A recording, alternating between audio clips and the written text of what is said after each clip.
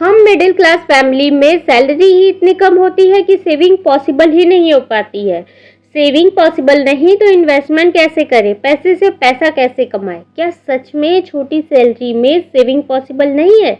जरा कल्पना कीजिए, या फिर ये सिर्फ हमारे सोच का फर्क है?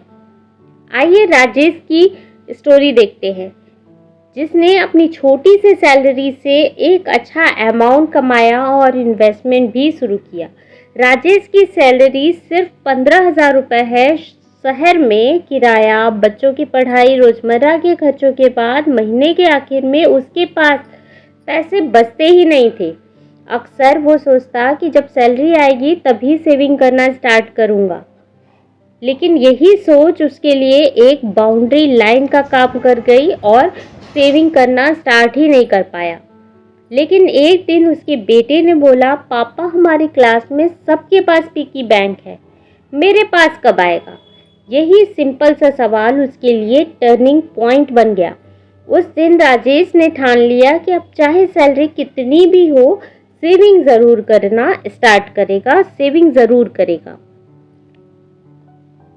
अब क्या था, राजेश ने अपनी सेविंग स्टार्ट की। सबसे पहले तो सैलरी आते ही सेविंग करना शुरू कर दिया। राजेश ने एक रूल अपने लाइफ में बनाया, सैलरी आते ही सेविंग को अलग कर देना। उसने 1,000 रुपये सैलरी से अलग निकालकर एक अलग अकाउंट में डाल दिया। शुरू में अमाउंट छोटा था, लेकिन हैबिट बहुत स्ट्रांग बनी। इसलिए दोस्तों, चाहे सैलरी आपकी कितनी भी क्यों ना हो, अपने सैलरी का 10%, 20% भाग पहले ही हटा दीजिए। अपनी सैलरी का 500, 1000 जो भी आपकी आमदनी है उसमें से सेविंग को पहले ही कट कर दीजिए। ये सेविंग करने का सबसे इफेक्टिव तरीका होता है। सेकेंड पॉइंट है फिक्स्ड खर्च और एक्स्ट्रा खर्च को अलग करना। राजेश ने बहुत ही स्मार्टली तरीके से एक डायरी बनाई और उसमें अपने जो मंथली फिक्स्ड खर्च थे, जैसे बच्चों का फीस हो गया, बिजली किराया, जो कि वो टाल नहीं सकता था, ऐसे खर्च को अलग लिखा। और ऐसे खर्च जो एक्स्ट्रा थे, जैसे कि मूवी देखना, कहीं बाहर घूमने जाना और बाहर खाना खा लेना, इस तरह के जो खर्च थे उसे अलग पेज में लिखना स्टार्ट किया, ताकि उसे एंड में साफ दिखे कि एक्स्ट्रा खर्च कितना और कहाँ हो रहा है, उसे कैसे कंट्रोल कर सकता है। हर खर्च का हिसाब रखना उसने शुरू किया। इससे उसकी बचत पॉसिबल हो पाई और वो एक्स्ट्रा खर्च को कंट्रोल कर पाया। थर्ड जो हैबिट राजेश ने अडॉप्ट की थी वो है लाइफस्टाइल में छोटी छोटी कटौती करना। पहले राजेश हर दिन ऑफिस जाते वक्त बाहर से चाय पी लेता था, बाहर से ही कुछ खा लेता था। छोटी सी आदत, लेकिन महीने में उसकी 1,000 रुपये यूं ही चले जाते थे। अब उसने सोचा कि घर से ही चाय पानी पीऊँगा। छोटा सा चेंज, लेकिन सेविंग उससे डबल हो गई। बाहर का चाय, कॉफ़ी, जो भी इम्पल्सिव खर्च होता है, ब्रांडेड चीज़ें खरीदना या कुछ गए शॉपिंग करने और कुछ एक्स्ट्रा पसंद आ गया और हम ले लिए, यही हमारी सेविंग को खा जाती है। आपको ऐसा नहीं करना है। जब भी शॉपिंग पर जाए, एक लिस्ट बनाएं ज़रूरी चीज़ों का और वही खरीदें जो आपको ज़रूरत हो। हमें अपने शॉपिंग और एक्स्ट्रा खर्च को लिमिट करना होता है जब भी हमारी सैलरी लिमिटेड होती है और उसमें हमको सेविंग करनी होती है। ये काम बिना किए आप इफ़ेक्टिव तरीके से सेविंग नहीं कर पाओगे। फोर्थ पॉइंट जो राजेश ने अपनी लाइफ में अपनाई है वो है फ्री या लो कॉस्ट अल्टरनेटिव्स चुनना। राजेश को जिम ज्वाइन करना था, बहुत पसंद था उसे जिम ज्वाइन करना, लेकिन फीस अफोर्ड नहीं कर पाता था, इस वजह से वो जिम ज्वाइन नहीं कर पाया। उसने अपने पास के पार्क में जाना शुरू किया और फ्री का यूट्यूब वीडियो उठाया और उसे फॉलो करना शुरू कर दिया। रिजल्ट भी मिला और पैसे भी बचे। इसलिए दोस्तों, हमें एक्सपेंसिव लाइफस्टाइल की जगह पे सस्ते और इफेक्टिव तरीके ढूंढने चाहिए, जिससे हमारी बचत ज़्यादा हो सके। अब राजेश को भी कुछ दोस्तों ने बोला कि यार EMI पे फ़ोन ले ले अच्छा सा और घर ले ले, लेकिन राजेश ने इनकार कर दिया। उसे पता था कि EMI उसकी सैलरी का बड़ा हिस्सा खा जाएगी। उसकी सिंपल सी सोच जितना है उतने में मैनेज करो काफ़ी ज़्यादा स्ट्रॉन्ग साबित हुआ उसके लिए। छोटी सी सैलरी में लोन ईएमआई से आपको बचना चाहिए, कैश में डील करना चाहिए, यूपीआई से खर्च करना चाहिए।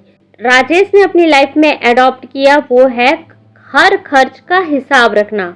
इसके लिए उसने डिजिटल हेल्प ली। राजेश ने एक free expense tracker app download किया अपने मोबाइल में। उसमें रोज के खर्च डालता और महीने के एंड में साफ दिखता कि किस कैटेगरी में ज़्यादा पैसा जा रहा है।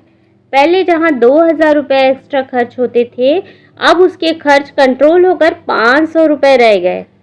एक्सपेंस ट्रैकिंग हैबिट बहुत ज़रूरी है। इससे अनजाने में हो रही जो पैसों की बर्बादी है उसे रोका जा सकता है, कंट्रोल किया जा सकता है। राजेश ने वीकेंड पर बच्चों को ट्यूशन देना भी स्टार्ट किया ताकि उसकी साइड इनकम हो सके और वो और ज़्यादा सेविंग कर सके और ज़्यादा इन्वेस्ट कर सके। हर महीने उसे 2,000 रुपये एक्स्ट्रा अब मिलने लगे। यही पैसे उसने म्यूचुअल फंड के एसआईपी में डाल दिया और धीरे धीरे उसकी सेविंग बूस्ट होने लगी और उसका पैसा बढ़ने लगा। आज राजेश की सैलरी तो वही है, लेकिन उसके पास इमरजेंसी फंड भी है और इन्वेस्टमेंट भी। फर्क बस इतना है कि उसने सोच बदली और उस सोच को एडॉप्ट किया, हैबिट में बदल दिया। छोटी छोटी सेविंग को इम्पोर्टेंस देना शुरू कर दिया। याद रखिए, सैलरी बड़ी हो या छोटी हो, सेविंग हमेशा डिसिप्लिन और सही प्लानिंग से ही पॉसिबल है। आप कम से कम सैलरी में भी अगर चाहो तो सेविंग आराम से कर सकते हो। आपकी सैलरी बहुत कम है तो भी 500 उसमें से ज़रूर निकालिए। अगर आपकी सैलरी ठीक है तो 1-2 हज़ार निकालिए, अगर उससे बेटर है तो उससे ज़्यादा निकालिए। लेकिन कहने का मतलब है कि आपकी सैलरी का 10 से 20% भाग सेविंग में ज़रूर जाना चाहिए ताकि फ्यूचर में आपको कोई प्रॉब्लम ना हो, कभी कोई इमरजेंसी हो तो हाथ न फैलाना पड़े दूसरों के आगे। फाइनेंशियल सिक्योरिटी आज की डेट में सबसे ज़्यादा ज़रूरी है, जो कि सही प्लानिंग और सही हैबिट से ही पॉसिबल है। आपको सबसे मुश्किल सेविंग के रास्ते में क्या लगता है, हमें कमेंट में ज़रूर बताइएगा। शॉपिंग, ट्रैवल, रोज़मर्रा के छोटे छोटे खर्च जो कि आप एक्स्ट्रा करते हो उसे भी ज़रूर लिखिएगा। आपका शॉपिंग में एक्स्ट्रा खर्च कितना होता है, किस तरह से आप शॉपिंग को मैनेज करते हो, हमें भी बताइएगा। मिलते हैं अगले वीडियो में कुछ ऐसे ही टॉपिक के साथ। अगर आपको कोई टॉपिक ध्यान में आए तो हमें ज़रूर बताइएगा। अगला वीडियो हम उसी टॉपिक पर आपके लिए लेकर आ सकते हैं।